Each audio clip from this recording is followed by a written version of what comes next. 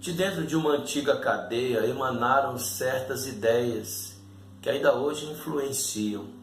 São memórias de um cárcere que destrói as bases e dissolvem as classes, formando hipotéticas ideias, deturpando a consciência coletiva, dirimindo a idoneidade, promiscuindo a identidade, relativas ideias, pluralíticas verdades, novas velhas ideias, psicodélicas filosofias, cheias de encanto e de magia, onde o ópio do povo entorpece de novo.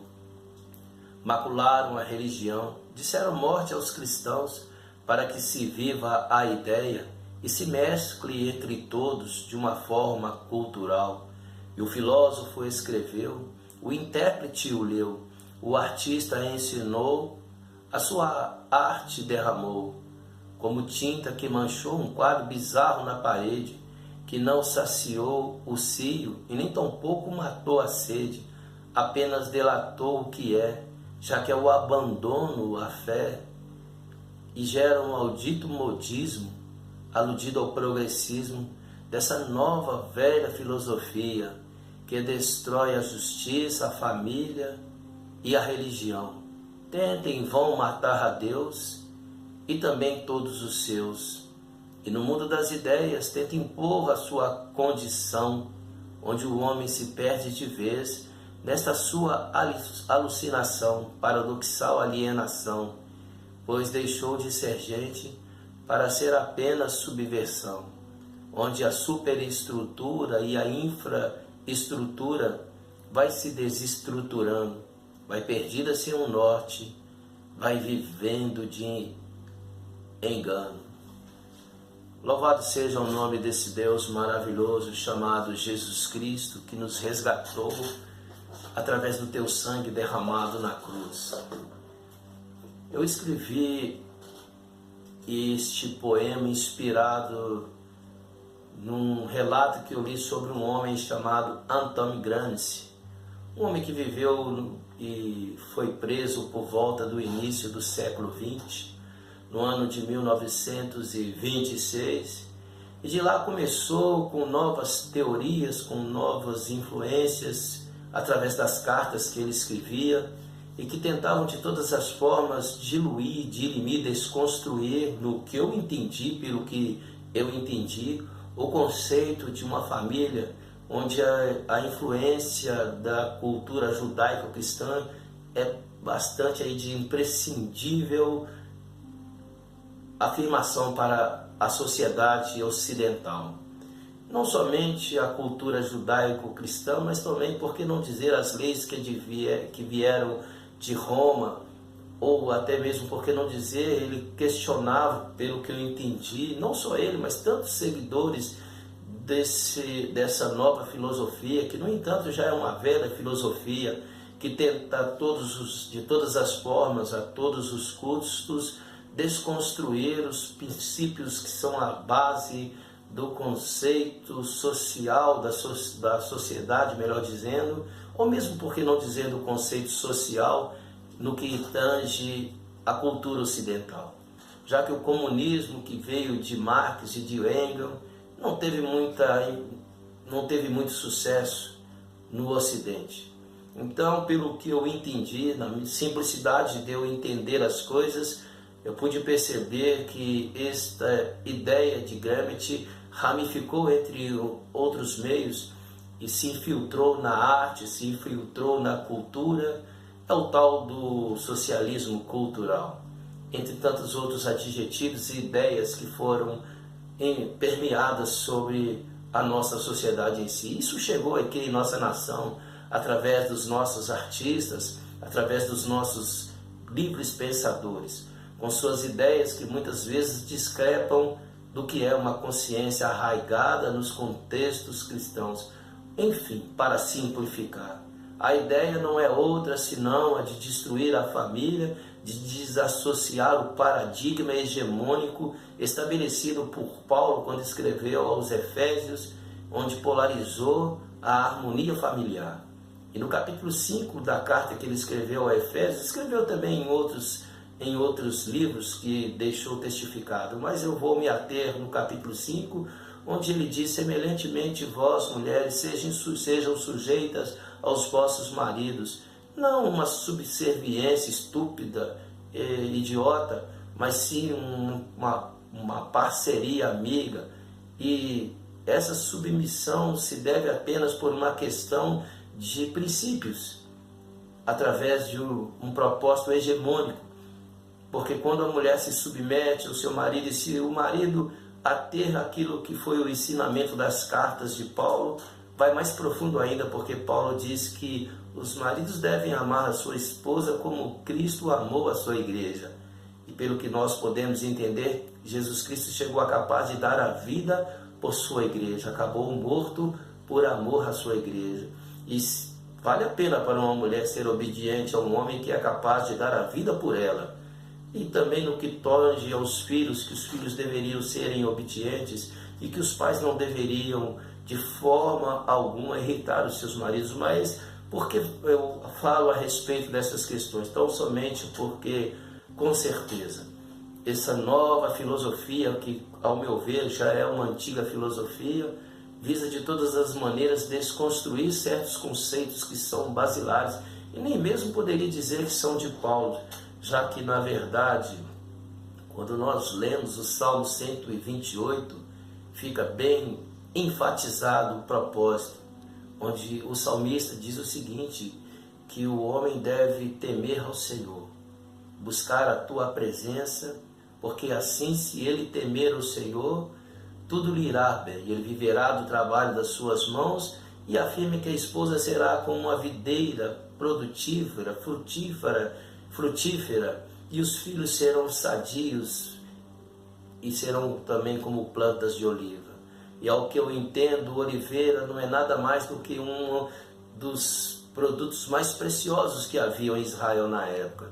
E, no entanto, antagonicamente, nós vemos esses princípios que advêm de Gramsci, que advêm desse progressismo, e muitos... a minha questão, o meu propósito agora não é nem adentrar no campo da política, mas sim no campo da filosofia, onde, infelizmente, as ideias que são implantadas, muitas vezes sutilmente ou não, fazem apologia ao aborto, como dando à mulher o direito de destruir uma vida que dentro do seu ventre está, quando nós sabemos que o Salmo 139 deixa bem claro que a partir do momento da concepção já se forma uma vida, e desde que o coração comece a bater, já não se torna mais parte da mulher, embora esteja inserido no ventre da mulher. E hoje existe um levante muito grande para que se favoreça o aborto. Como se não se bastasse isso, uma vez não conseguindo matar essa criança no ventre da mãe, tenta matá-la moralmente na sua prole, quando ela estiver com seus 3 ou, por que não dizer, 4 anos, inculcando-lhe a ideia que ela pode ser o que bem ela quiser, ser um homem ou ser uma mulher, que é uma questão de escolha sua, que ela não nasceu com um gênero definido. E se não conseguir ainda destruir a mente dessa criança na sua prole, muitas vezes fazem certa eufemismo sobre a pedofilia. Infelizmente, quantos não são aqueles que chegam a dizer que a pedofilia é um mal que poderia ser medicado e tentam, de certa forma, abrandar essa questão, quando essa questão, para mim, no meu entendimento, é digna de condenação.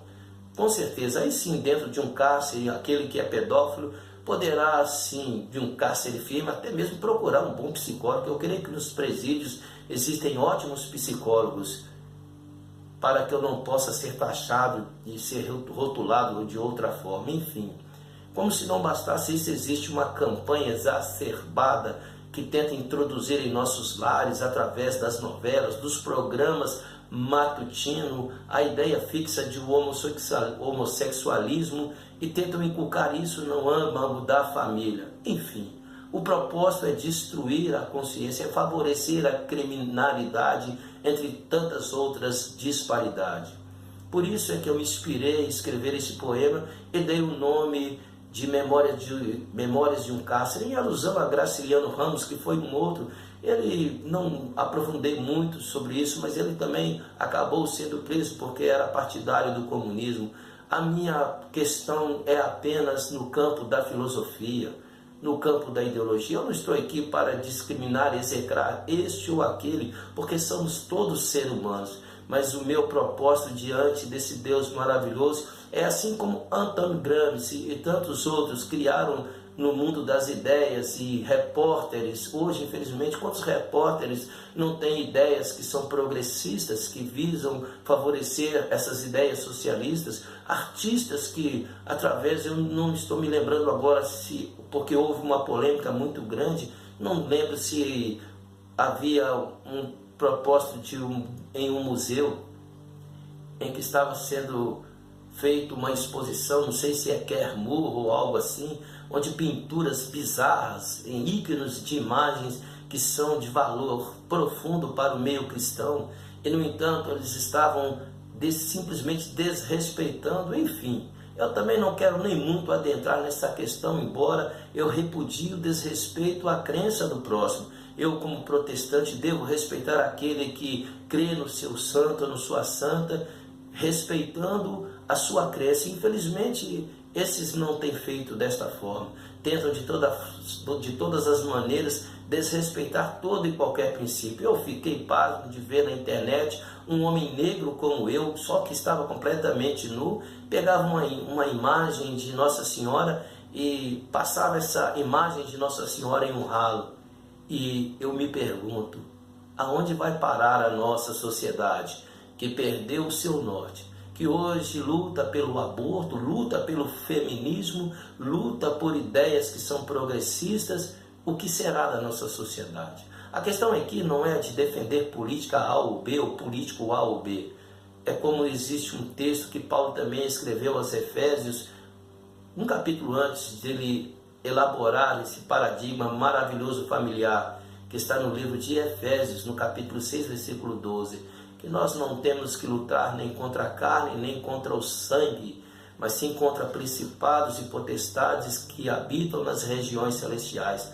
Trazendo aqui para as minhas palavras, nós temos que lutar através das nossas orações, nós quanto cristãos, e favorecer a hegemonia do cristianismo, porque desde que Jesus Cristo foi assunto ao céu, e desde que os apóstolos tiveram a incumbência de levar a mensagem das boas novas, houve uma grande transformação. Até mesmo Paulo, quando estava escrevendo aos Efésios, sabia que a Grécia era uma cultura devassa, uma cultura depravada, e ele então começou a falar dos pecados que haviam, por exemplo, a se citar Efésios, a própria cidade de Efésios, e posteriormente, depois que ele explicitou bem sobre os pecados que lá havia, ele começou a formar o paradigma cristão. E o paradigma cristão começa na célula da sociedade, e Paulo sabia disso. E então ele disse, semelhantemente vós, mulheres, respeitai os seus maridos, enquanto seus maridos sejam capazes não de serem estúpidos, machistas, enfim,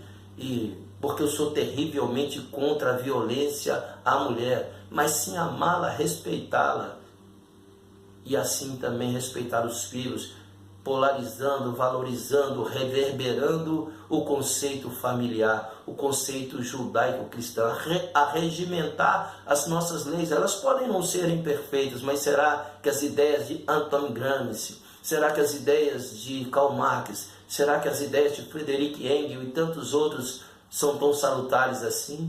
Melhores do que aquelas que vêm transformando as nações como como aconteceu no século XVIII, há tantos anos atrás, em que um homem chamado John Wesley, por causa da simplicidade do Evangelho, revolucionou a Inglaterra, assim como Moody também revolucionou, assim como também Spurgeon, e todo aquele que lança a mão das Sagradas Escrituras e prima pelo genuíno Evangelho. E nessa beligerância no mundo da filosofia, eu levanto a minha arma, que é as Sagradas Escrituras, a Palavra de Deus.